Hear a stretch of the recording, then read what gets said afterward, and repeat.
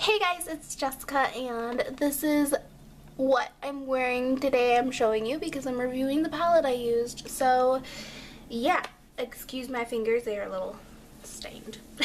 Anyways, so I am reviewing the Urban Decay Electric palette and here it is in all its glory. I love the packaging. I think it is so great. So the first thing that I'm going to talk about is the notice on the box, at least in the US. I don't think it's in every country that the electric palette has this notice, but basically it says that you cannot use the shades Slow Burn, you cannot use the shade Slow Burn, Savage, Urban, or Jilted in the immediate eye area.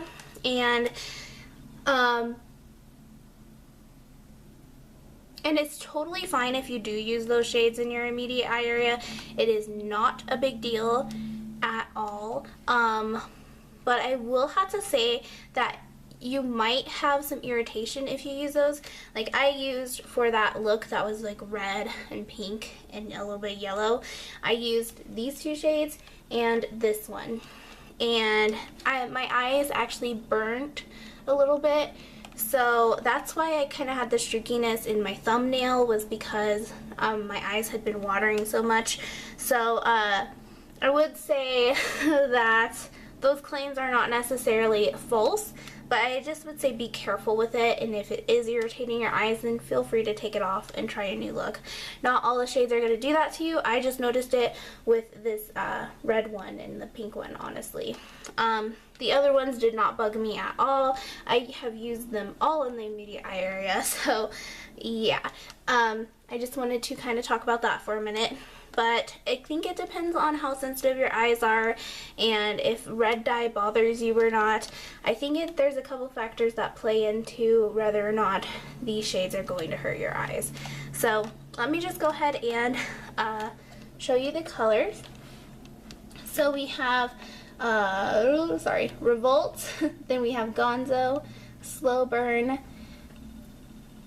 Savage, Fringe. Then down here we have Chaos, Jilted, Urban, Freak, and Thrash. I love all of these shades, but I have to say my least favorite shades is just so much easier to do my least favorite.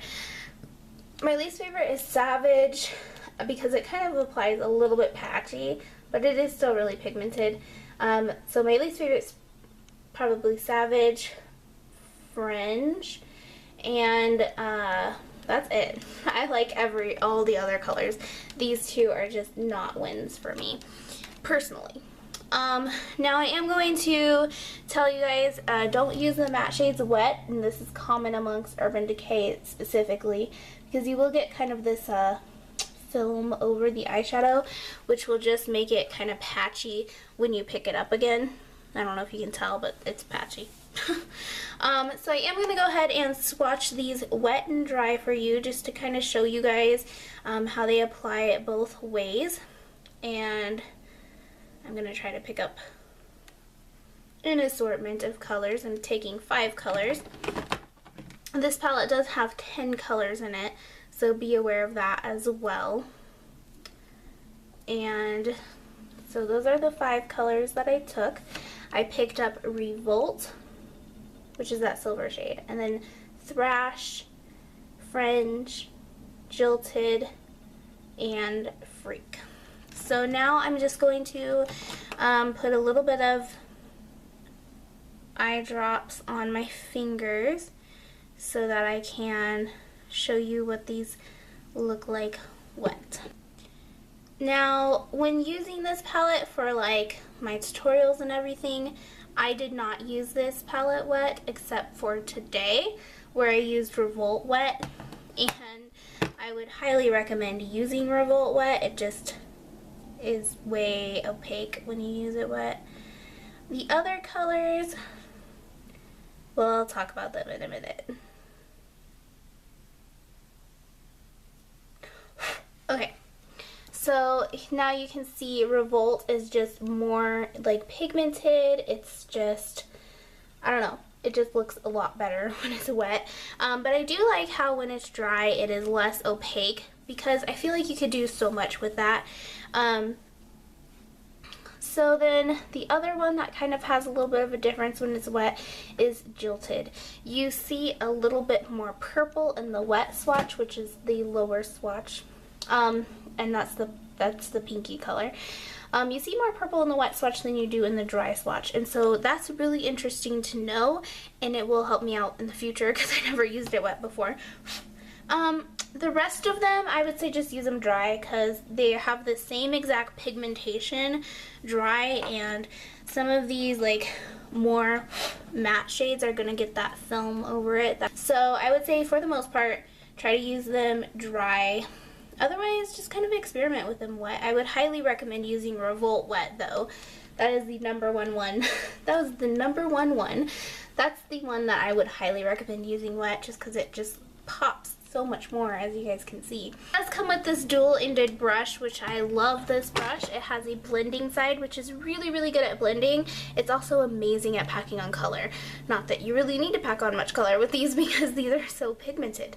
And then it has this nice thin side for lining the eyes or whatever you want to do with it. And I like to use it as like my inner corner pack on side, if that made any sense.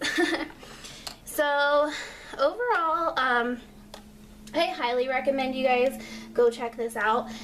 If you guys aren't even that into color, but you kind of want to play with color, I would still recommend this palette. Like, that's how I was. I was kind of like weary about doing too much color in my looks. But let me tell you, this palette makes it fun to do, and it makes it so like if you mess up, it's like whatever.